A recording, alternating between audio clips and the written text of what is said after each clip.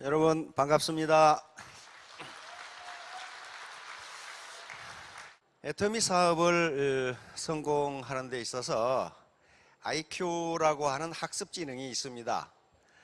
근데 학습지능보다 더 중요한 게 감성지능이라고 전문가들은 이야기합니다. 학습지능이 학교에서 가르치는 것을, 학교에서 내주는 문제를 잘 푸는 것이라면은, 감성지능은 사회에 나와서 인간관계를 원만하게 하고 충동을 억제하고 그리고 인내심을 발휘하는 것 등이 감성지능입니다. 그래서 감성이 살아있지 않으면 절대로 성공할 수 없다 하는 게 그 분야를 연구하는 전문가들의 견해입니다. 오늘 제가 이야기하려고 한 것은 목표 설정인데요. 사이코 사이버네틱스. 사이코 사이버네틱스. 사이버네틱스. 이 다단계 사업 또는 네트워크 마케팅에서 성공의 8단계라고 하는 것이 있습니다. 그 성공의 8단계 중에 가장 첫 단계가 목표 설정이라는 건데, 그 목표 설정에 대해서 설명을 드리려고 합니다. 그런데 왜 그렇게 해야 되느냐 하는 이론적 근거와 학문적 근거를 얘기하려고 합니다. 그런데 그걸 어떤 관점에서 접근을 하려고 하냐 하면은 사이코 사이버네틱스라는 학문의 관점에서 접근을 하려고 합니다. 원래 사이버네틱스라는 학문이 있습니다. 사이버네틱스는 복잡한데 우리말로 번역하면 인공두뇌학이에요. 인공두뇌학. 컴퓨터, 로봇, 이게 사이버네틱스. 인공두뇌예요. 그렇죠? 인간이 하는 셈을 이 컴퓨터 기계가 해주거든요. 이게 사이버네틱스입니다. 근데 사이코가 붙으면은, 우리가 사이코 하면 얼른 생각나는 게 뭡니까?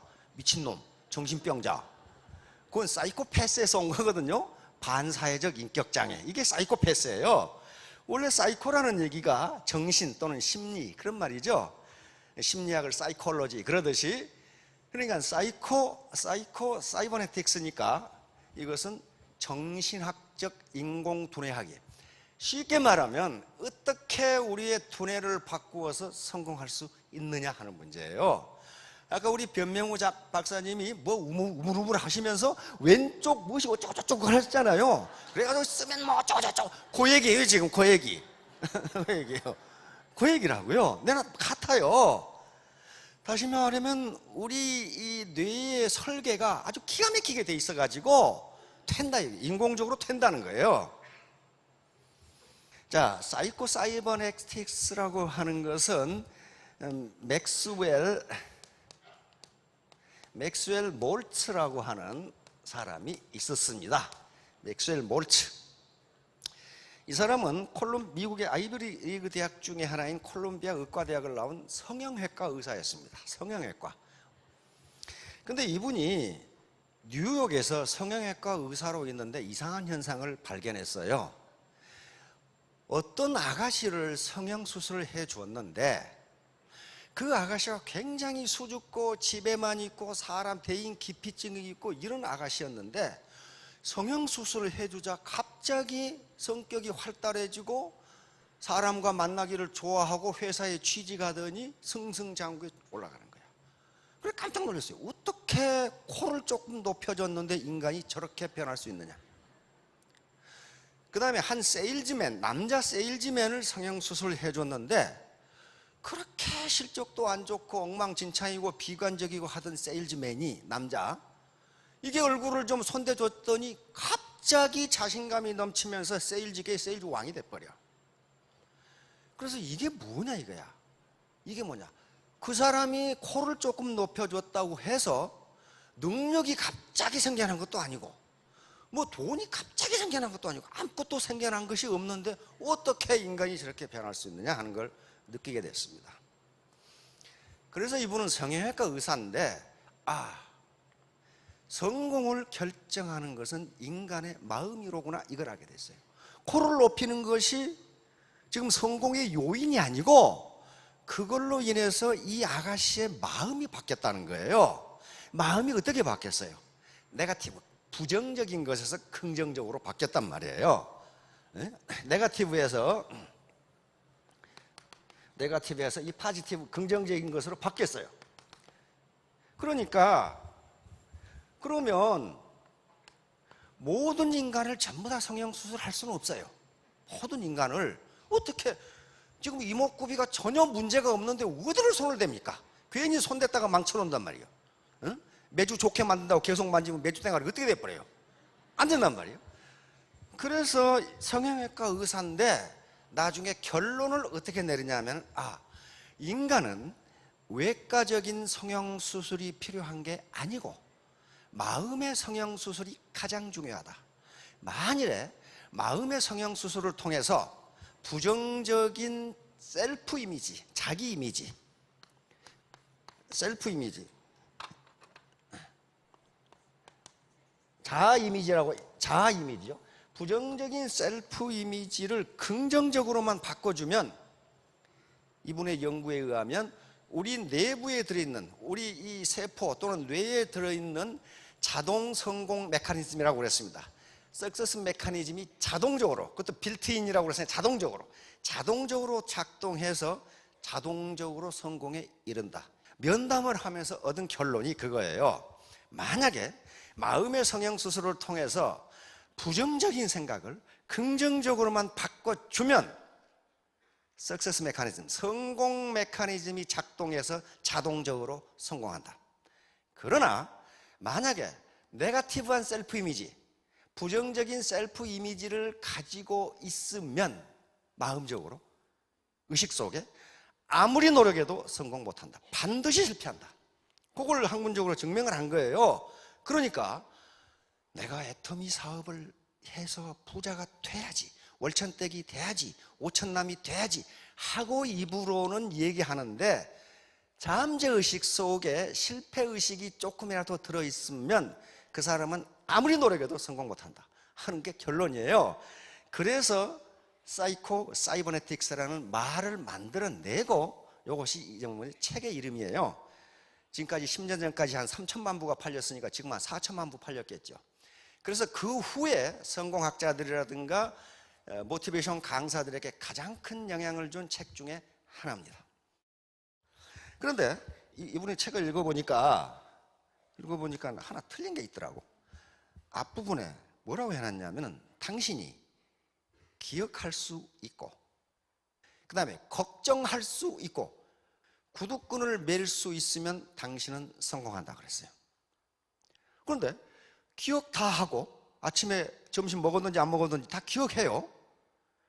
걱정도 할 수 있어요. 맨날 걱정이야. 그리고 구두끈을 맬 수 있으면 성공한다. 그러놓고 책이 시작이 돼. 근데 그 말은 틀렸어요. 구두끈 맬 수 없어도 성공해요. 그 전형적인 예가 제가 원데이에서 늘 강의했던 빌 포터라는 사람이에요. 빌 포터. 기억하시는 분 계실 거예요. 빌 포터. 이 사람은 미국의 워킨스사라고 하는 지금부터 한 130년 된 생활 필수품 회사의 세일즈맨인데, 세일즈 왕이에요. 세일즈 왕. 지금 82세가 됐는데 세일즈 왕이에요. 근데 이 사람은 맥스웰 몰츠 박사가 얘기한 세 가지 중에 한 가지를 못해. 구두끈을 못 매. 구두끈을 못 맨다고. 뇌성마비로 태어났거든. 뇌성마비로 태어나가지고 오른손을 못 써. 오른손은 항상 여기 붙어 있어. 거기다가 다리가 하나는 작고 하나는 길어. 그 다음에 등이 굽었어. 그리고 이렇게 나와, 이렇게. 거기다가 항상 편두통은 있어. 그 다음에 말을 못해. 말이 어눌해가지고 알아듣지를 못해. 거기다가 안면 근육 공조가 안 돼. 그런데 세일즈 왕이 됐어요. 가장 미국에서 영향력이 큰 수백만의 사람들에게 영감을 주는 강사가 됐다고요. 또 강사가. 그렇다면 맥스웰 몰츠 박사의 앞에 서문도 틀려서 기억할 수 있고 걱정할 수 있으면 성공한다. 구두끈 몸에서 좋다. 왜 그래요? 바로 빌 포터는 뭐라 하냐면은 내가 못 매면 다른 사람한테 부탁하면 될 거 아니냐 그 말이에요. 부탁하면 될 거 아니냐. 그래서 자기 어머니가 다 해주시다가 자기 어머니가 돌아가시니까 이 호텔의 벨보이들한테 부탁했어.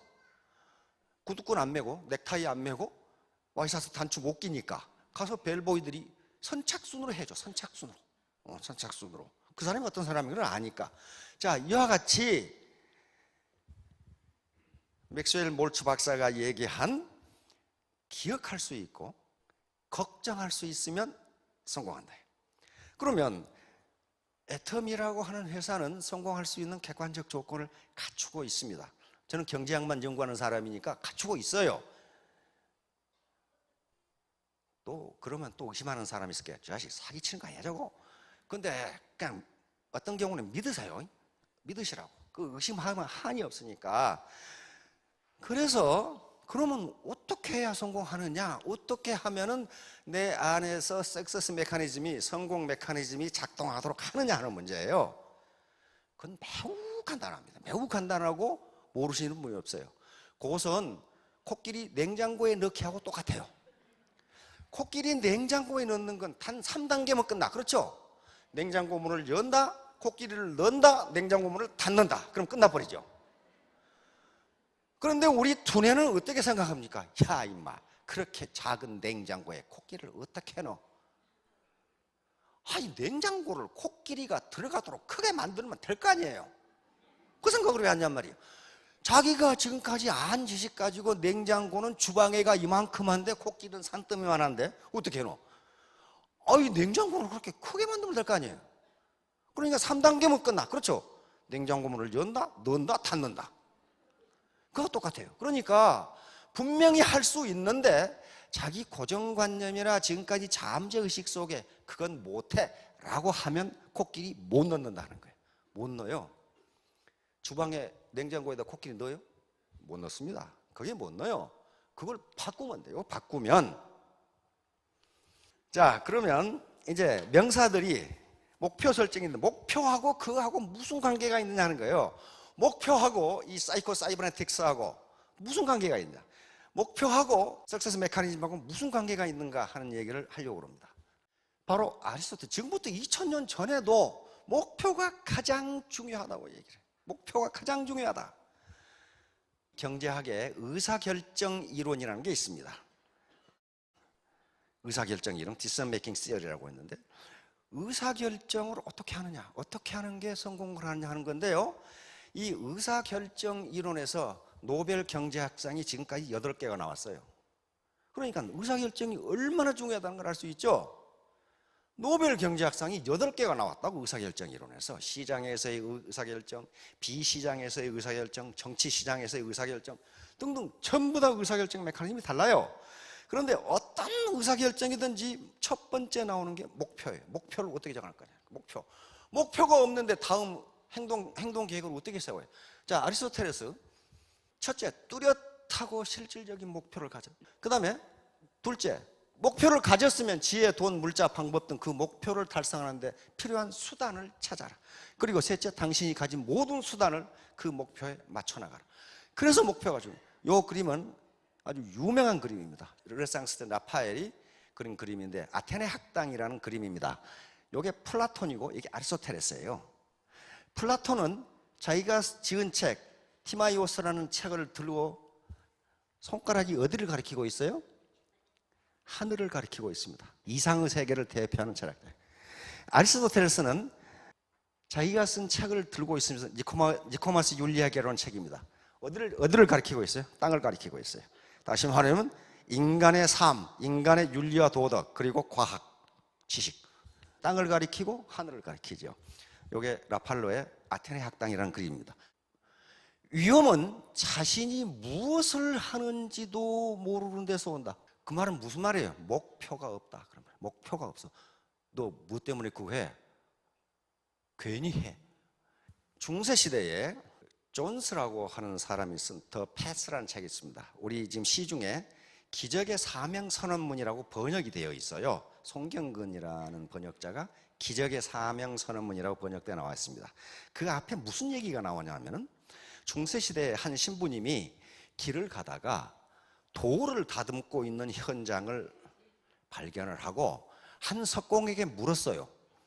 당신 지금 뭐하고 있어? 신부님이 물으니까 석공이 보면 모르겠어. 돌 다듬고 있지 않소? 두 번째 석공에게 당신 지금 뭐하고 있어? 이렇게 물었더니 목구멍이 포도청이라 하고 있는 중이요. 세 번째 석공에게 당신 지금 뭐하고 있어?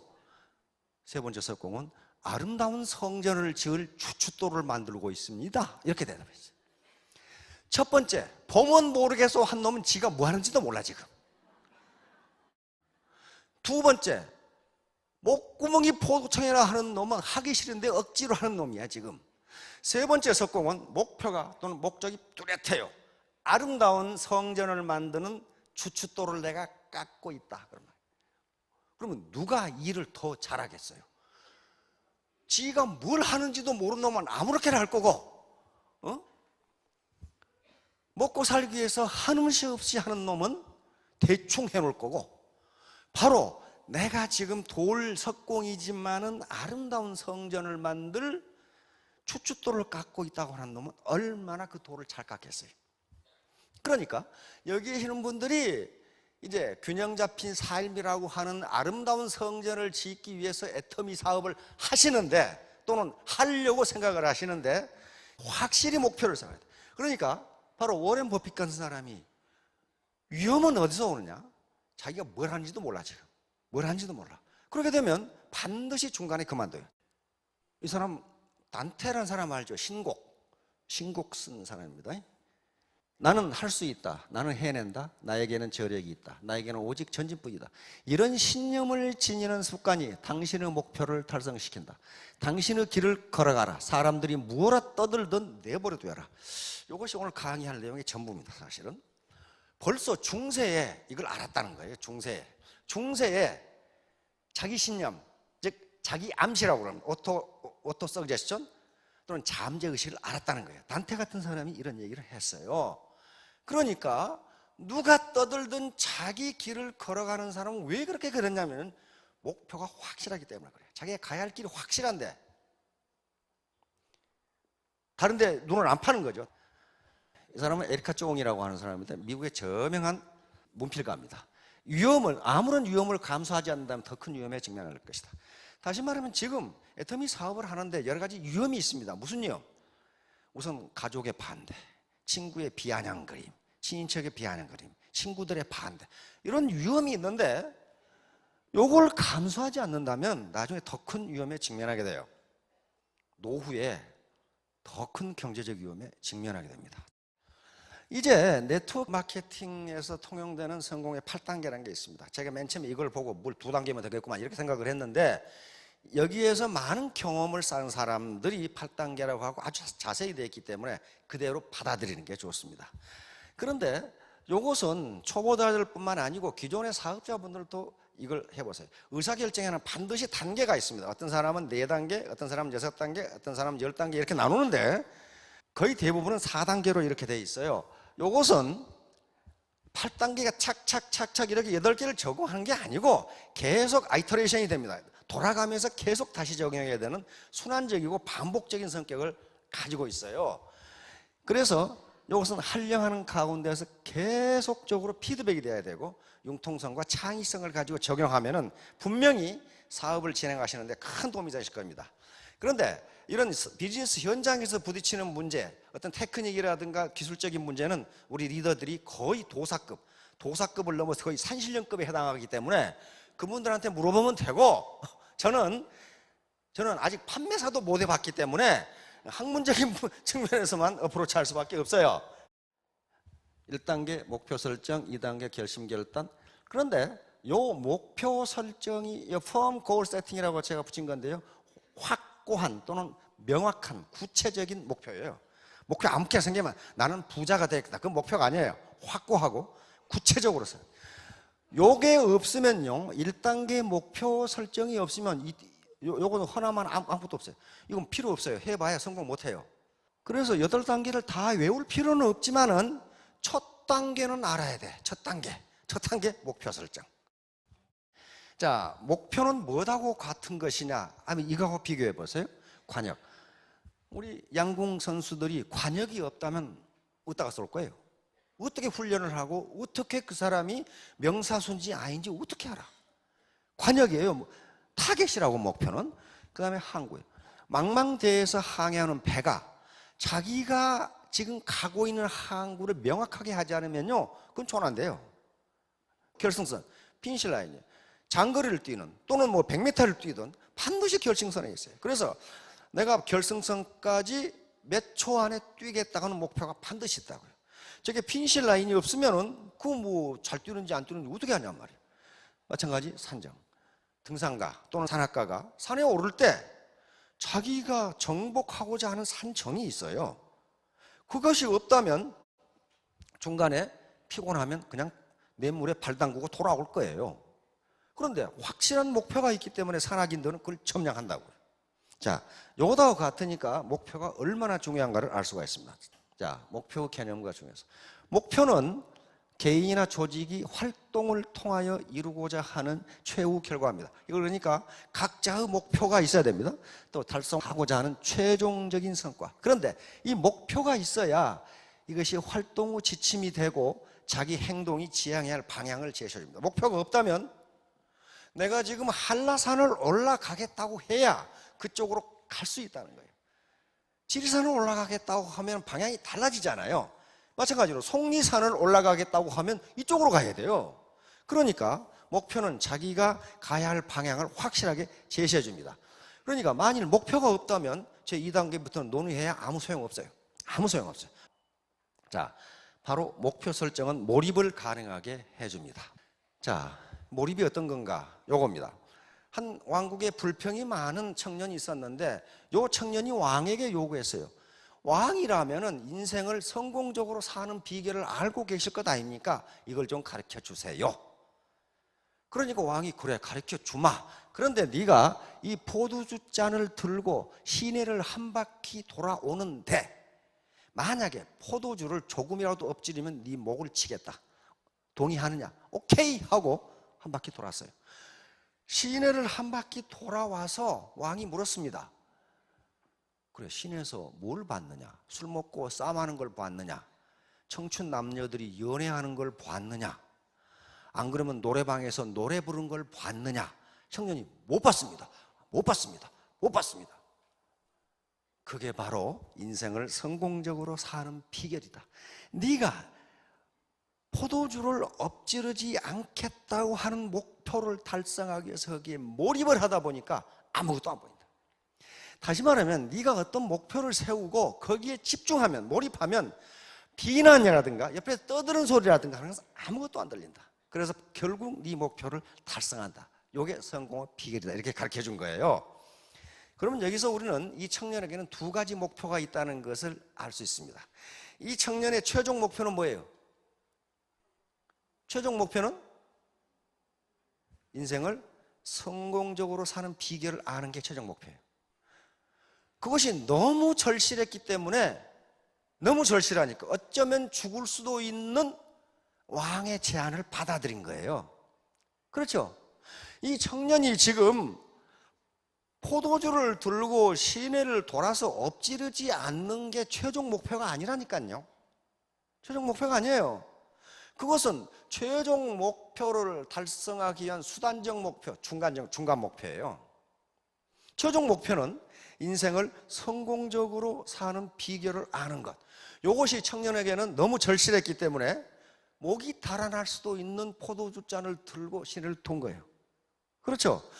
여기 계신 분들의 모든 최종 목표는 균형 잡힌 삶을 사는 거예요. 경제적으로 풍요하고, 그리고 내가 지금까지 배우고 싶고 공부하고 싶었는데 여러 가지 이유 때문에 못한 걸 내가 다시 한번 해보고 싶고, 그리고 우리 가족, 친인척들을 사랑하고 싶고, 어려우고 도와주고, 그리고 이 사회와 이 국가에 공헌하고 싶고, 또 나아가서는 전 인류에 공헌하고 싶고, 이 목표가 확실해요. 이게 청년이 하고자 하는 인생을 성공적으로 사는 비결을 아는 거란 말이에요. 그러기 위해서는 어쩌면 목이 달아날 수도 있는 포도주 잔을 들고 시내를 돌아야 돼. 다시 말하면 어쩌면 내가 인격 모독을 당할 수 있고 대단히 몰상시간 대우를 받을 수 있는 다단계 사업을 해야 된다고요. 앞에 그게 절실하지 않으면 이거 못한다니까요. 네버, 절대로 못해요. 이제 그러면 오늘 밤에 인생 시나리오를 작성하실 텐데요, 인생 시나리오라는 게 바로 목표 설정 과정이에요. 이걸 인생 시나리오를 작성하라고 하시면요, 이 시중말로 대단히 쪽팔리는 분들이 많을 거예요. 내가 그래도 대학 나와가지고 말이야, 이 고급 간부였고 뭔데 뭐 초등학교 시절 이 시시한 것을 하라고 그러나. 근데 그 유치하거나 시시한 게 아닙니다. 요 인생 시나리오는 왜 그런 생각이 드느냐, 한 번도 안 해봐서 그래요. 저도 여러 번 해봤거든요. 근데 돼요, 그렇게. 인생 시나리오는요, 얼핏 보면은 대단히 유치하고 시시하고, 이게 좀 사람을 우습게 보는 것 같은, 내가 꼭 바보가 되는 것 같은 그런 기분이 드는데요, 조금만 더 생각해 보면요, 그렇지가 않습니다. 왜냐하면 이건 자기 인생 철학이거든요. 자기 인생 철학을 정립하는 것이 어떻게 시시하고 그 유치합니까? 그리고 자기 인생의 여정을 지금 만드는 거예요. 여정을, 내가 어떻게 인생을 살아가겠다고 하는 인생의 이정표를 지금 작성하고 있는 중인데, 그건 결코 그렇게 시시하거나 유치하지가 않습니다. 그래서 이게 지금 한 개인의 시나리오를 작성하는 과정이 목표를 설정해가는 과정이에요. 이게 흐리멍텅하면은 다음 것은 다 흐리멍텅하게 돼버려요. 대부분의 사람들이 사소하다고 무시하는 것들에 관심을 갖는 소수가 부자가 된다. 헨리 포드는 자기가 직접 이거 가난뱅이 중에 가난뱅이였어요. 겨우 초등학교 졸업했거든. 왜? 돈이 없어서. 그런데 세계 최고의 현자가 됐잖아요. 왜? 다른 사람들이 시시하다고 무시하는 것에 관심을 가졌어요. 자동차. 그 당시 자동차는요, 그 당시 미국의 지식인들이라든가 부자들은 저 미친놈, 누가 그런 걸 길거리에서 타고 다니겠냐 말이야. 그때 부자들은 전부 다 마차 타고 다녔거든. 마차, 기가 막힌 마차 있죠. 그런데 저 이상하게 생긴 저걸 누가 길에서 타겠냐고 말이야. 그런데 포드는 뭐라고 그랬냐, 앞으로 몇 년 이내에 모든 길은 자동차가 덮을 것이다, 그런 생각을 했어요. 그래서 결국 세계 최고 부자가 됐단 말이에요. 목표 설정과 자기 암시. 예, 오토 서그제스천, 다시 말하면 자기 암시라고 하는 것이 가장 중요해요. 이게 성공 메커니즘을 작동시키는 원동력이에요. 원동력. 그러니까 목표를 설정한다는 것 자체가 내가 언제까지 5,000댁이 되겠다, 3,000댁이 되겠다, 5,000댁이 되겠다, 내가 어떤 집을 갖겠다, 어떤 자동차를 갖겠다, 내가 현금을 얼마를 갖겠다, 우리 자식 교육은 어떻게 시키겠다, 우리 부모님께 효도는 어떻게 하겠다, 요게 목표인데, 요게 뭐가 되냐면 자기 암시가 된단 말이에요. 자기 암시. 내가 나에게 약속하는 서약서가 된다는 말이에요. 그걸 안 쓰면 서약서가 안 돼요. 우리가 서약을 한 것하고 안 한 것하고는 매우 달라요. 아침에 우리가 여기서 석세스 아카데미를 시작할 때 한 사람이 나와서 서약을 하는 게 이게 아무것도 아닌 것 같은데 그렇지가 않아요. 그렇지가 않습니다. 형식이 어떤 경우에는 내용을 규제하는 경우가 많아요. 물을 어떤 그릇에 담느냐에 따라서 그 물의 모양이 달라진다니까요. 자기 암시, 이게 굉장히 중요한데요. 자기 암시란 일정한 생각을 반복적으로 자기에게 스스로 얘기해 주는 거예요. 이게 성공의 전부라고 이야기합니다. 앞으로 계속 이야기해요. 이게 성공의 전부다. 그러니까 요 자기 암시는 소리를 내서 자기에게 말해줄 수도 있고, 공공장소에서 또 중얼중얼 하고 돌아다니면 미친놈이라고 그러니까 속으로 할 수도 있고, 그러나 계속적으로 자기 뇌에다가 자기 암시를 줘야 된다는 거예요. 이게 사이코 사이버네틱스에서 하는 말도 셀프 이미지라는 게 바로 그거예요. 어떻게 코를 고쳤는데 성공하는가 하는 거예요.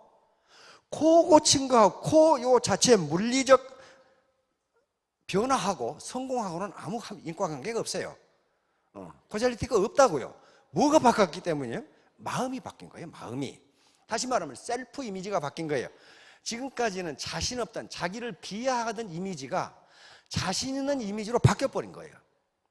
로버트 머튼 교수는 하버드 대학 사회심리학 교수입니다. 자기 충족적이에요.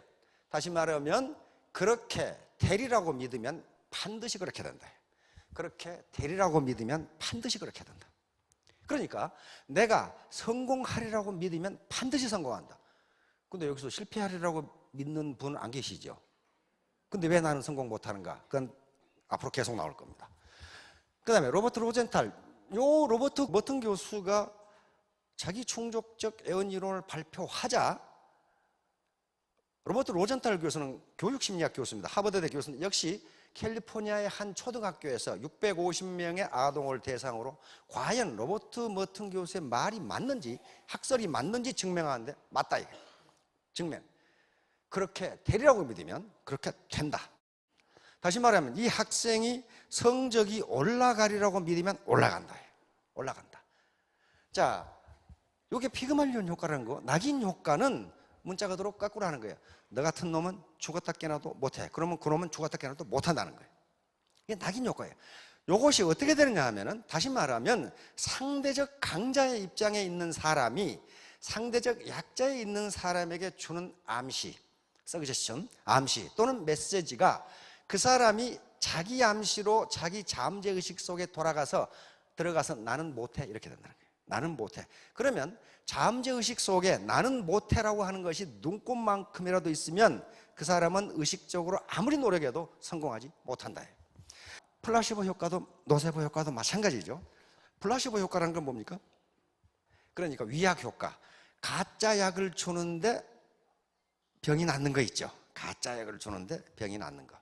그것은 자기 의식이 나는 이 약을 먹이면 낫는다고 생각하니까 낫는다는 거예요. 이제 그러면 인간의 요 목표를 반드시 정하는데, 그 목표를 정했는데 왜 성공 못하느냐? 그 목표가 자기 잠재의식 속에 들어가지 않으면 암만 정해도 소용없다. 암만 정해도 소용없다는 게, 이게 지금부터 프로이트인데 정신분석학을 창시한 사람입니다. 근데 이 사람은 인간의 정신 영역을 세 가지로 나누었어요. 의식, consciousness, 의식. 의식은 현재 우리가 느끼거나 또는 지각하는 모든 영역을 의식이라고 합니다. 전의식은 평소에는 무의식 상태에 있다가 노력하면 의식으로 돌아가요. 무의식 속에 있는 것 중에 일부는 노력하면 다시 의식으로 돌아와. 이걸 전의식이다. 프리 컨셔스니스라고 이렇게 붙였어요. 이 양반이 그렇게 한 거예요. 무의식은 암만 노력해도 안 나오는 게 있어요. 암만 노력해도 안 나와. 요 세 가지 발견한 게 요 프로이트의 가장 큰 공헌 중에 하나입니다. 인간은 의식뿐만 아니고 무의식이 있다는 거예요. 그래서 그 저서가 꿈의 해석입니다. 꿈에 나타나는 거예요. 왜 꿈에 나타나요? 무의식이 꿈속에 우리가 자면서도 무의식이 뇌에서 활동을 하니까 꿈에 나타난다. 그리고 꿈의 해석이라는 책이 대표적인 책이죠. 프로이트는 항상 그랬어요. 항상 네가 아무리 노력해도 무의식이 글쎄 그러면 너는 안 된다. 안 된다. 이게 무시무시한 거예요. 이게 무시무시한 거예요. 모든 성공학은 그래서 무의식을 어떻게 바꿀까요? 무의식을 어떻게 바꿀까? 무의식이 이런 위력을 발휘하니까 목표를 설정한다는 것은 이것을 무의식에 집어넣으려고 하는 거예요. 무의식에. 계속 이 시스템에 참여하라는 것은 계속 들어가지고 의식을 무의식 속에 집어넣으려고 하는 거예요. 자, 다음. 인간의 정신활동과 행위를 지배하는 것은 무의식이다. 무의식. 이게 굉장히 방대하고, 의식은 10%밖에 안 돼요. 뒤에 나오지만. 그래, 날아오는 앞에서 돌이 날아와. 돌이 날아오면 야구공이 날아와. 그럼 어떻습니까? 이렇게 피하지. 아, 야구공을 맞으면 아프다. 그러므로 나는 피해야 된다. 이렇게 피하는 놈이 어디 있어? 뭔가 날아오면요, 자기도 모르게 피해버려요. 이게 무의식의 작용이에요. 왜 피하느냐 하면은 무의식 속에 그걸 맞으면 아프다는 옛날 어떤 경험이 거기 들어가 있어. 그러니까 피해버려요. 결코 의식적으로 피하지 않는다는 거예요. 그래서 인간의 모든 행동은 무의식이 관장한다. 그 사람의 행동을 보면 그 사람은 무의식 속에 뭐가 들어있는가를 알 수 있어요. 프로이트가 바로 이렇게 표현한 거예요. 요 의식 빙산의 위에 나와 있는 거, 이것이 10%입니다. 10%. 전의식은 파도가 치면 물 위로 올라왔다가 가만히 있으면 내려오고 이렇게 하는 게 전의식이다. 이렇게 했고, 나머지 대부분 이게 전의식과 무의식을 하면 90%입니다. 요게 무의식. 그런데 여기에 나와 있는 부분은 10%밖에 안 되니까, 우리가 의식하는 부분은 얼마 안 되니까, 아무리 목표를 정해서 부모님께 용돈이 아니라 생활비를 보내드리고, 그 다음에 자식을 미국에 유학 보내고, 집을 베드룸이 9개 있는 걸 하고 해봐야 무의식에서 될까? 이렇게 생각하면 반드시 안 된다는 거예요. 반드시 안 된다. 그건 안 된다는 거예요. 이제 잠재의식. 정신분석학을 창시를 했던 지그문트 프로이트는 인간의 정신 영역을 이걸 현재의식이라고 합시다. 현재의식, 전의식, 그리고 무의식으로 나누는데, 그게 너무 복잡하니까 또 개념이 아주 어려우니까 그걸 아예 현재 의식과 잠재 의식으로 나누어봅니다. 의식은 이제 현재 의식이라고 이렇게 부르겠습니다. 구분하기 쉽게요. 그것은 우리가 느끼는 것을 포괄하는 전부가 현재 의식이에요. 저 사람은 누구다. 저 사람은 지금 뭐 하는 사람이다.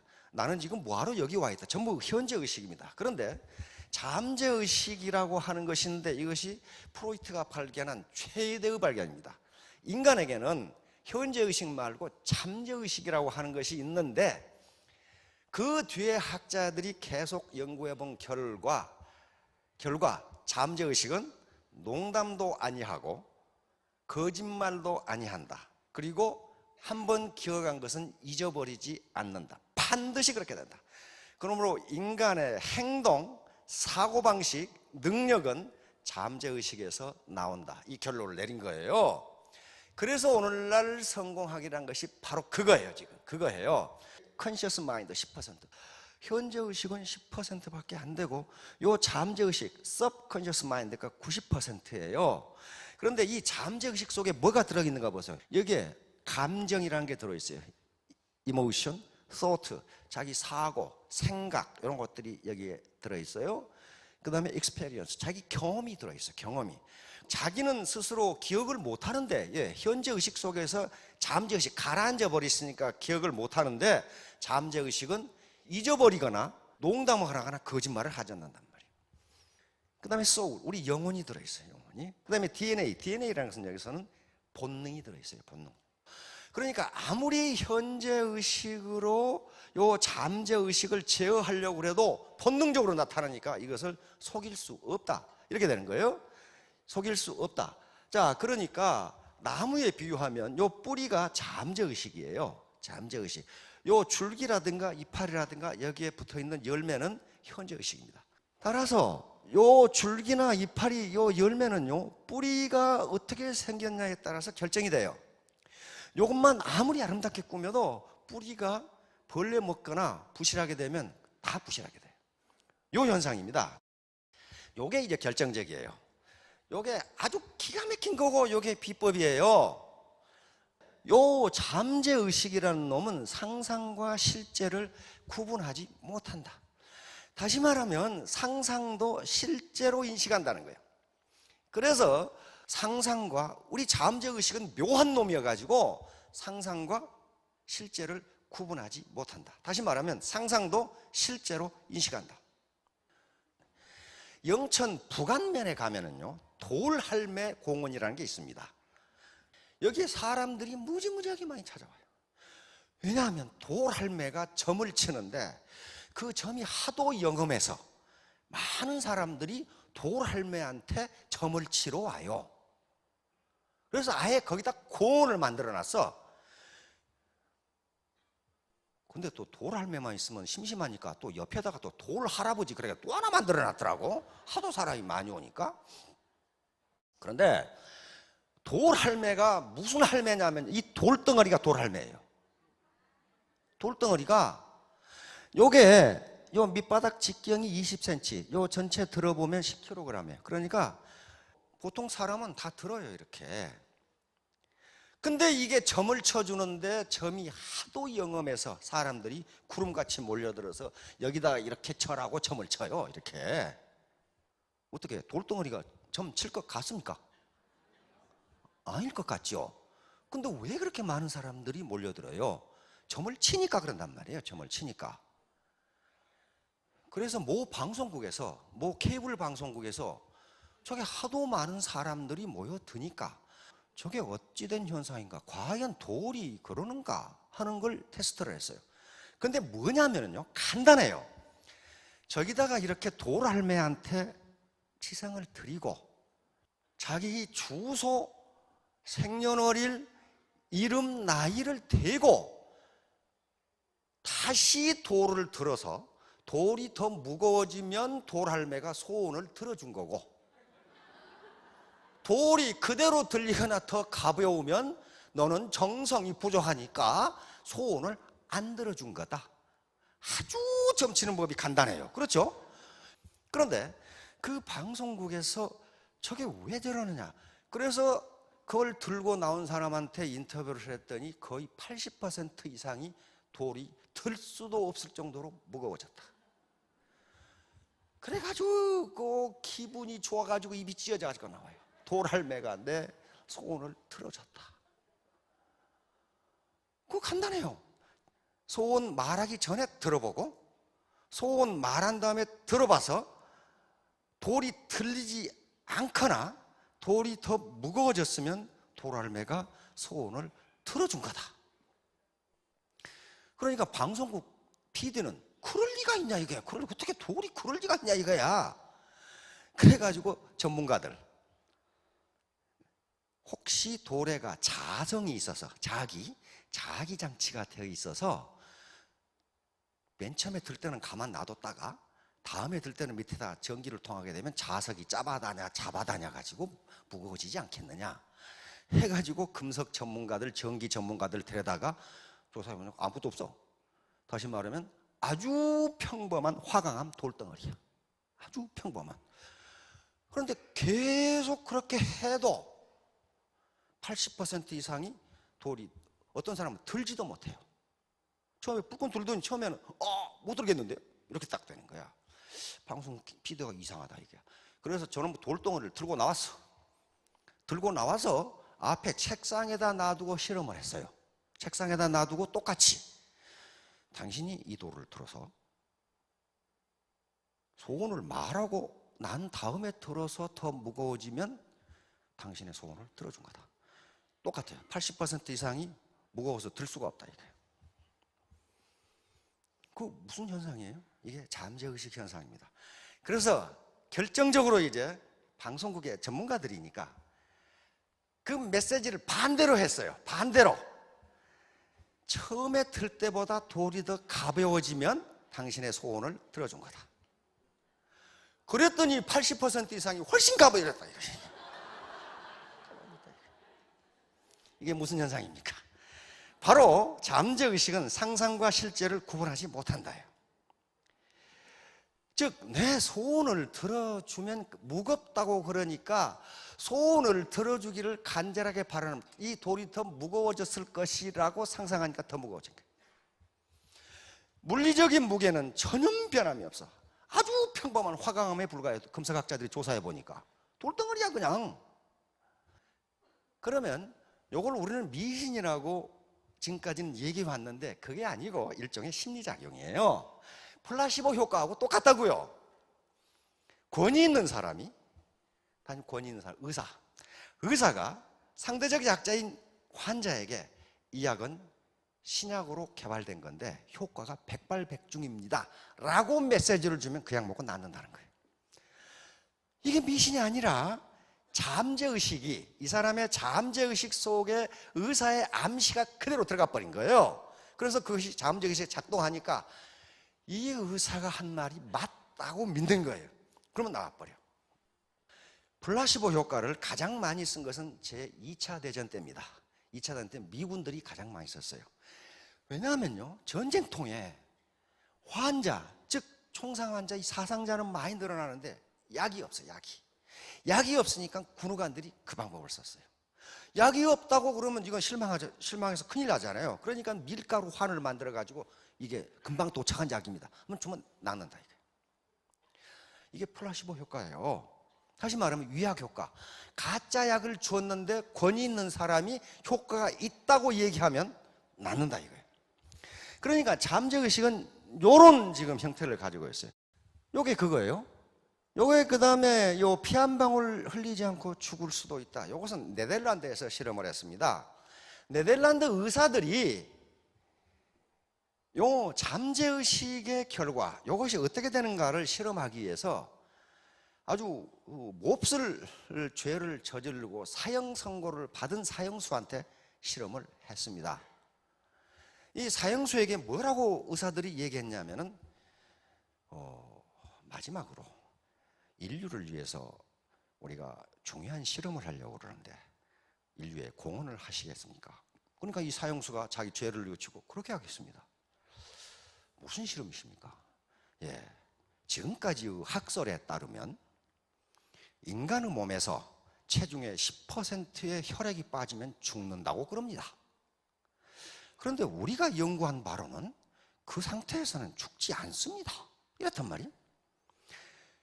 그래가지고 요 사형수를 침대에 눕히고 의사가 발을 밑으로 내리게 해서 발을 바늘로 찔러서 피를 빼. 피를 빼서 이 환자가 요 사형수가 듣도록 옆에다 장치를 해서 물을 똑똑 떨어뜨려.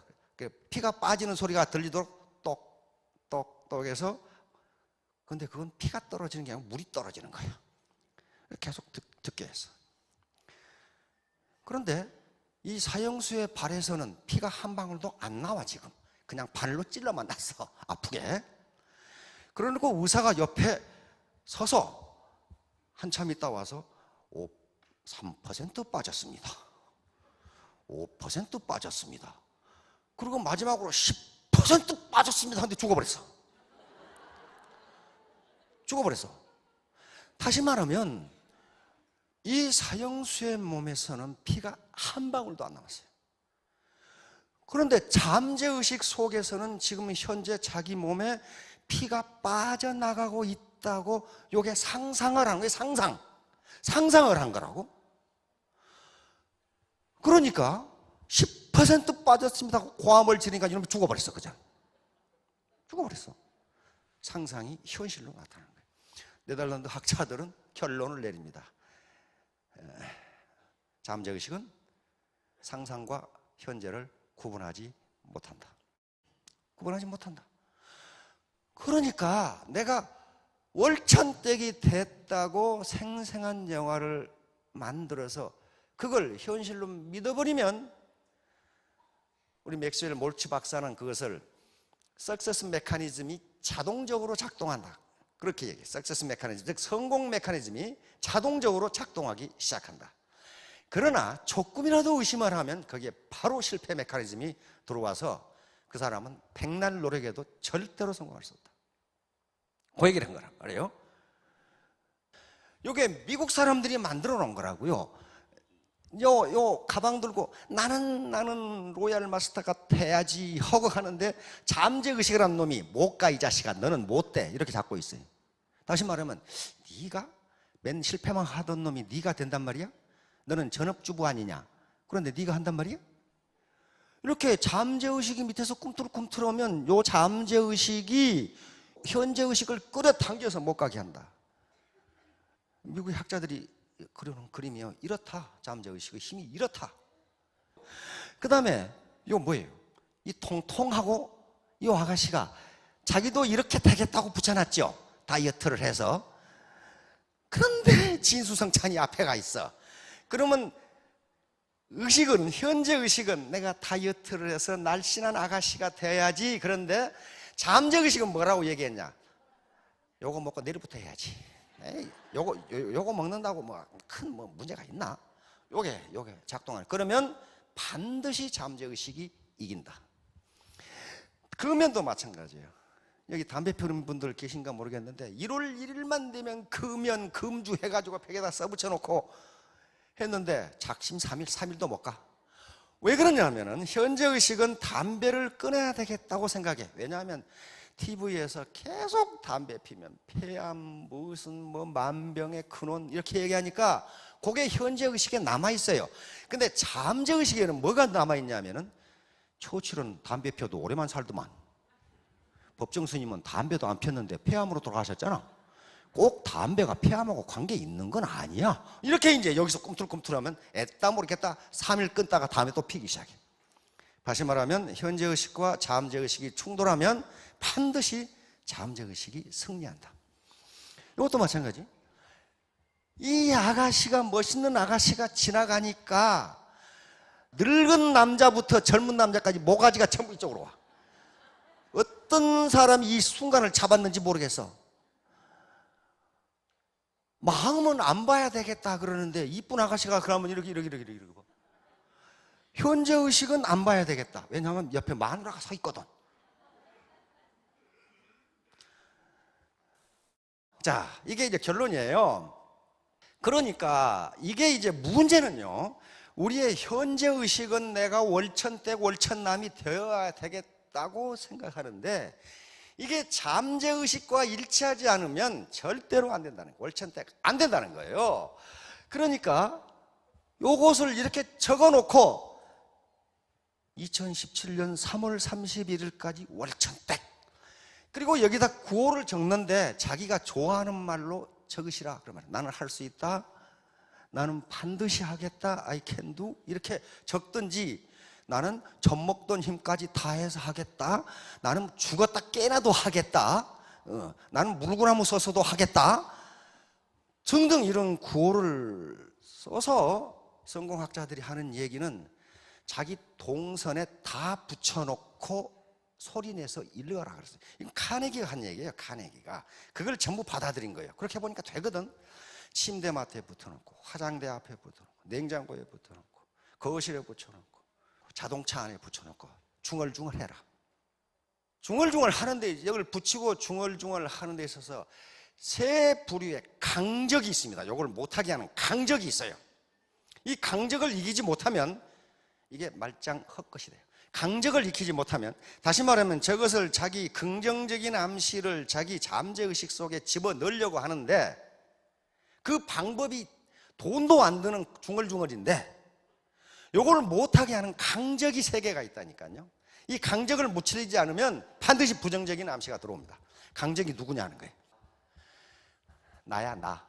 이거 어쩐지 유치하고 말이지, 피부가 좀 근질근질 하려고 그러고 말이지, 꼭 바보 된 것 같고 그런 기분이 있어요. 그런데 몇 번 해보세요. 몇 번 해보면 바보 아니에요. 그냥 인생 철학이거든요. 옛날에 몰라간 양반이 알거지가 됐죠. 먹고 살 호구지책이 없으니까 새우젓 장사를 시작했죠. 어르신들 다 아죠, 그 얘기. 근데 양반 체면에 새우젓 사려, 그걸 절대로 못하겠어. 그렇게 해야 새우젓을 사는데. 그런데 마침 새우젓 장사가 지나가. 새우젓 장사가. 그러면서 새우젓 사려 그러니까 이놈도 뒤에 따라가면서 나도 새우젓 사려 그러면 나도. 그렇게 해서 새우젓이 팔리겠어, 그거? 그거 새우젓 사려 하는 게 양반 체면에 못 하겠는 거야. 그러니까 여기 이 전직에서 굉장히 이 성취를 크게 했던 분들이 계십니다. 다 알고 있어요. 굉장히 유치한 방법 같은데 진리는 그렇게 복잡하고 어려운 데 있는 게 아닙니다. 카네기가 이렇게 하라고 그랬어요. 왜 카네기가 이렇게 하라고 그랬냐? 내가 이렇게 해서 부자가 됐다. 그러면서 카네기, 모든 자기 개발서 카네기 마찬가지고, 부자가 될 수 있는 유일한 방법, 부자가 되겠다고 하는 결심을 해라. 고유예요, 이거. 그리고 당신의 인생은 당신 자신이 만든다. 객관적 환경과 당신은 아무 관계도 없다. 그래놨어요. 그러면 그 전문가들이 그렇게 얘기했다는 건 그것이 맞다는 얘기예요. 텔레비전을 사서 틀어서 즐기면 되는 것이지 그거 왜 그러냐? 그거 따지지 말라는 거예요. 그 다음에 두 번째, 가족. 남편, 부인, 자식, 어머니. 요게 적이에요. 이제 우리 월천댁들이 쏙 집에 가서 딱 붙여놨어. 남편이 보고, 아이고 부자 하나 낳네, 아이고 내 직장 그만둬도 되겠네, 이렇게 비아냥거려. 그것은 비아냥거림과 콧방귀는요 네거티브 메시지입니다. 부정적 메시지예요. 그걸 받아들여 버리면 암만 자기가 외워도 소용없다고 그랬어요. 부정적 메시지가 잠재의식 속에 들어가 버려요. 그걸 긍정적으로 받아들여 버려요. 남편이 그러면, 당신 어떻게 알았어? 그 3년 후에 당신 타고 싶은 차가 뭐야? 벤츠. 내 벤츠 사줄게. 그러게 되면요 남편이 은근히 기대를 해. 내가 벤츠 하나 사주겠는데. 남편의 잠재의식 속에서는 또 은근히 기대해. 그게 남자야. 남자는 80이어도 철이 안 들기 때문에 통상 그래요. 은근히 기대를 해. 그러다가 그게 계속되면은요 남편이 믿어요. 남편이 거기 따라와. 자식도 똑같아요. 자식도, 엄마 부자 될 거야? 뭐 이렇게 되면은 너 이 공부만 열심히 해. 너가 원한다면 내가 미국 유학 보내줄게. 너는 야 딸 너는 뭐 음악대학 가고 싶다며 그거 돈 많이 들어. 엄마 돈 많이 벌어야 돼. 그때 내가 보내줄게. 자식들이 처음에는 콧방귀를 뀌다가 점점 동화돼요. 우리 엄마는 2017년 3월 31일에 월천댁이 된다는데 그렇게 되면 어떻게 됩니까? 가족으로부터 긍정적인 메시지가 내 자음제식 속에 들어와요. 그 다음에 세 번째 강적이 친구들이에요. 자기 집에 놀러 오는 친구들.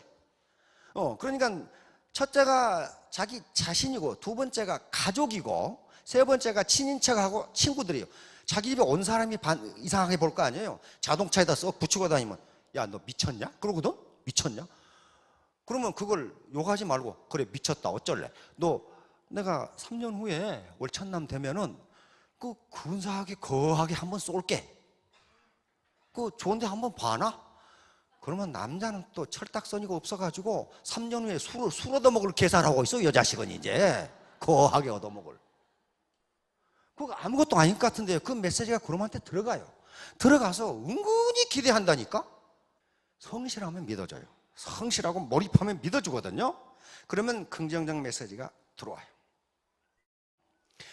그래서 자꾸 스폰서 만나고 파트너 만나고 이런 강의에 빠지지 말고 하라는 게, 한 번 들어가지고 머리로 아는 것 가지고는 잠재의식 속에 들어오지를 않기 때문에 그럽니다.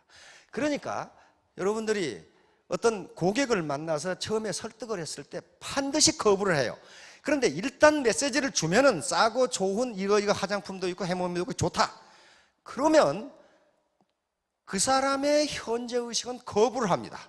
왜냐하면 잠재의식 속에 다단계에 대한 대단히 네거티브한 이 메시지가 들어있기 때문에 그래요. 그걸 바꾸지 않으면 이 사람은 절대로 안 해요. 그러면 계속 얘기를 하면은 그 메시지가 점점 잠재의식 속에 들어가면은 어느 날 갑자기 나에게 다가와요. 그렇게 하라는 거예요. 처음부터 꽥한 사람은요, 나중에 떠날 때도 꽥하고 떠나버려. 꽥하고 떠나버려. 그 사람은 줏대가 없는 사람이거든요. 그래서 미국에서도 나중에 가장 단골이 된 고객은 처음에 가장 강력하게 거부했던 고객이랍니다. 왜? 자기 주관이 확실해. 자기 주관이. 그래서 계속 확인하다가 그 세일즈맨이 하는 얘기가 옳다고 생각되면 그대로 믿어버리는 거예요. 그대로. 방법을 가르쳐 드렸으니까 한번 얘기해보고, 아이고 저 자식 안 한다는데 저거? 반대하는 녀석이 진짜로 자기 주관이 있는 사람이에요. 짐 캐리 아시죠? 캐나다 출신 미국의 코미디언입니다. 캐나다 출신인데 집이 너무 가난해. 그래가지고 결국 헐리우드에 와가지고 거의 무명 배우로 있을 때 워낙 가난해서 잠잘 데가 없어가지고 폐차장에서 잠을 잤거든요. 폐차장. 미국의 폐차장 맞죠? 그 범죄 우글우글 폐차장에서 잠을 자고 하루 맥도날드 한 개로 하루를 때웠다 합니다. 하루를 때웠어요. 그런데 이게 세계적인 코미디언 배우가 돼버렸어요. 그런데 이렇게 무명 시절에 요 짐 캐리는 10,000불짜리 수표를 지갑에 넣어가지고 다녔어요. 10,000불. 우리 돈은 얼마예요? 10,000불이면? 100억. 100억짜리 수표를 지갑에 넣어가지고 다녔다니까요. 그러면 이 알고 지가 100억 수표가 어디서 났을까? 지가 만든 거예요. 지가. 이렇게 10,000불. 지가. 그래서 지갑에 넣어가지고 다녔어요. 그런데 에이스 벤츄라에 성공하면서 1,000,000불을 받고 더 케이블 가이에서 2,000,000불을 받았어요. 한 번 출연료 200억을 받은 거예요. 그러면 그 1,000,000불짜리 수표가 부적이었을까가 아니에요. 바로 잠재의식을 이용한 거예요. 내가 반드시 한 번 출연에 개런티 1,000,000불짜리 코미디언 배우가 되겠다고 하는 걸 자기 잠재의식 속에 집어넣기 위해서 아예 그냥 지갑에다가 1,000,000불짜리 수표를 만들어서 넣어가지고 다닌 거예요. 그래서 계속 꺼내본 거예요. 나는 1,000,000불짜리 배우다. 나는 1,000,000불짜리 배우다. 근데 그거 실현됐잖아요. 그런 사례가 하나의 예를 들었지만 많아요. 아주 많습니다. 요게 이제 스폰서와 파트너들의 암시.